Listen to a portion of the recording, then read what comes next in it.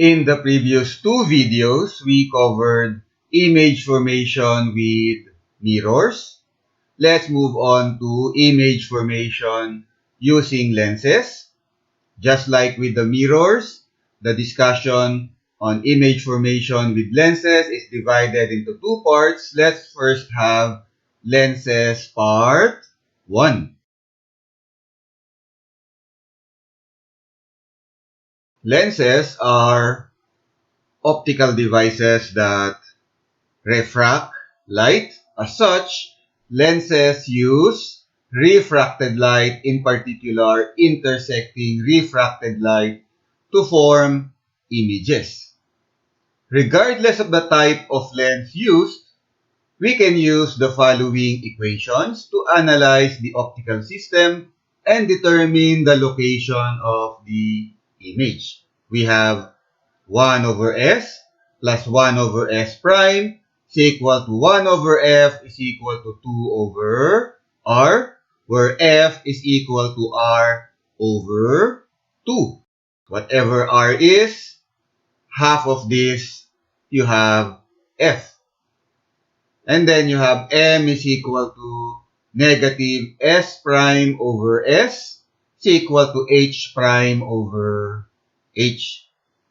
You'll notice that these are the same equations that we have for mirrors, which means the variables are the same as those in image formation with mirrors. S is object distance, S prime is image distance, F is focal length, R is radius of curvature, M is lateral magnification, H prime is image height, and H is object height. Same variables, but we have slightly different sign conventions for these variables, since for lenses we have refracted light as opposed to mirrors which use reflected light. S is still the object distance, location of the object with respect to the lens rather. S is positive if the object is in front of the lens, which is typically the case, particularly for an optical system with one object, one lens. But S may also be negative, and this is for an object that is behind the lens.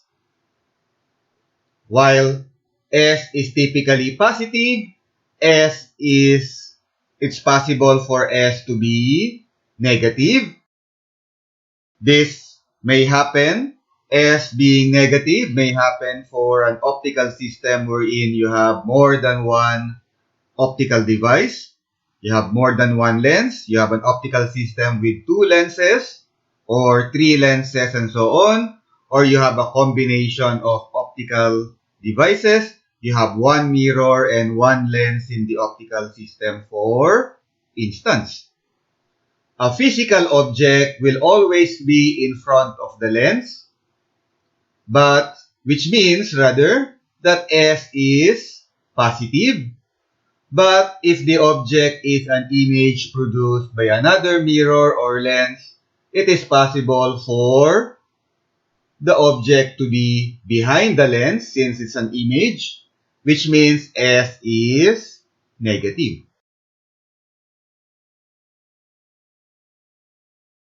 S prime is image distance, location of the image with respect to the lens.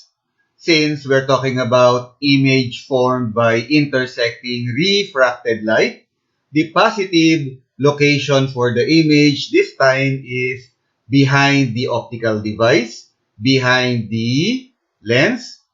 S prime is positive if the image is located behind the lens. You have a real image. And if S prime is negative, you have the image in front of the lens. You have a virtual image. F is still the focal length, location of the focal point with respect to the lens. And F is positive if the focal point is behind the lens, and negative if the focal point is in front of the lens. Similarly, for R, radius of curvature of the lens, location of the center point with respect to the lens. R is positive if the center point is behind the lens, and negative if the center point is in front of the lens.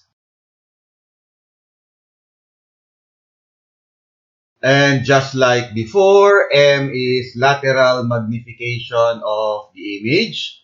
M compares the image height with the object height. M is positive if the image is erect or upright compared to the object, and negative if the image is inverted or upside down compared to the object. H is still the object height, and as with the mirrors, H object height is always positive. H prime image height, positive if the image is erect or upright compared to the object, and negative if the image is inverted or upside down compared to the object. And there are two types of lenses. You have convex lens and concave lens.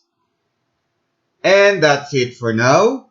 We'll continue our discussion on lenses. In the next video, we'll take a look at part 2 of our discussion on lenses. So again, that's it for now, and thank you for watching.